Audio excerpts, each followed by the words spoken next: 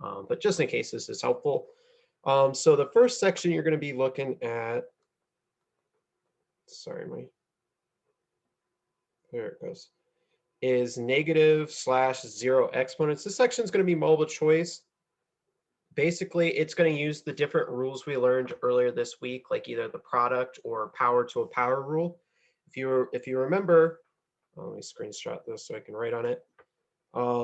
5 to the 6, you multiply the powers when you have a power to a power. So this would be 5 to the negative 30th.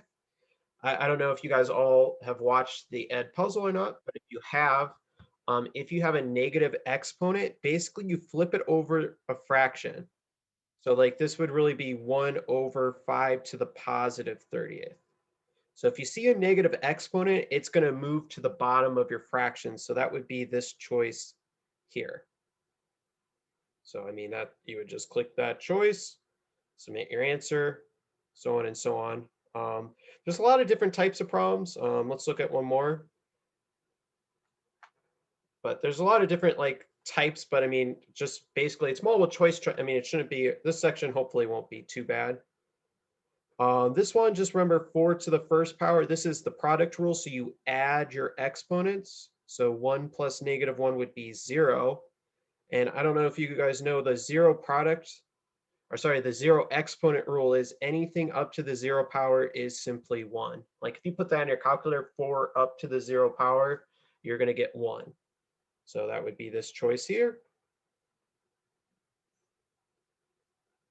So basically for this first section, you're just going to simplify it. It might be a different type of rule depending on what you get. But once you simplify it, you're going to just pick the multiple choice answer that goes with it.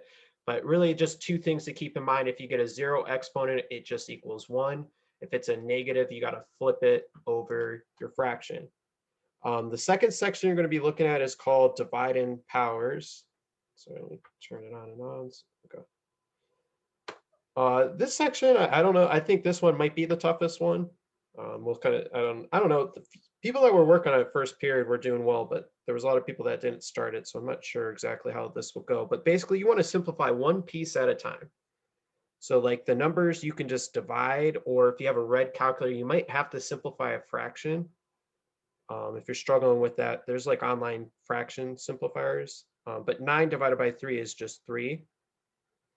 Then we're going to do our x's.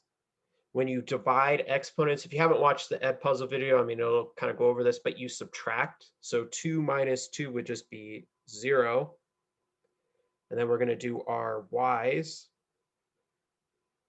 So 5 minus 7 would be negative 2. You always take the top power minus the bottom power.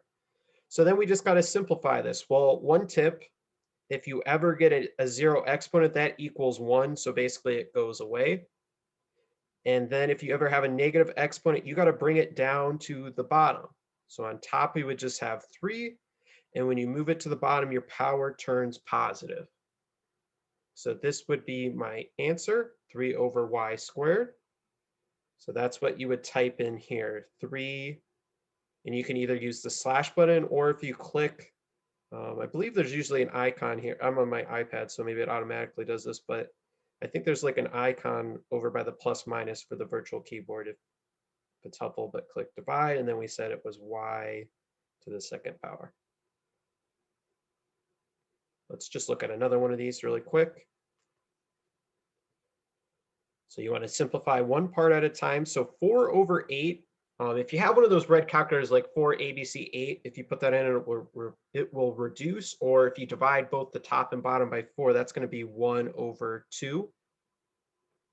We'll do our x's next. So you have 8 minus 4, so that would be 4 x's on top. And then we'll do our y's. So y 8 minus 7 would just be y, or y to the first. And this would be our answer. Since we don't have any negative powers, we're not flipping them over the fraction. We don't have any 0 powers, so we're not getting rid of anything. So we have x to the 4th y over 2.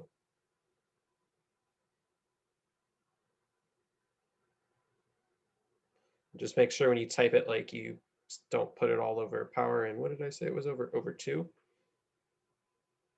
Remember from what I had? Yep. Okay, so then finally the last section, negative exponents type 2. You're going to see some problems with parentheses, some without. Um, so if there are parentheses, basically you got to take each part up to the negative second power. And then you just need to simplify this. So if it's a negative, remember you got to flip these basically to the bottom. So I'll write it over here, but that would be y over 3 squared x squared, or that would really be 1 over 9 x squared. So this is what you would type in.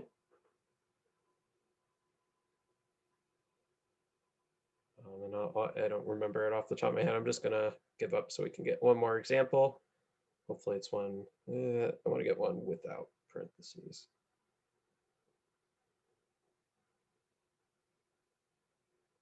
They all have parentheses. Okay, finally. So like, and this is an example where you don't have parentheses.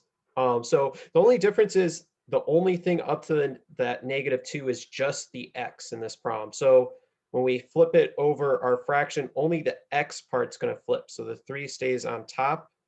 The negative x squared becomes an x squared on the bottom of our fraction. So that's a negative. I don't want to cover it up. So this would be your answer. So I recorded going over these problems. I will upload this after class.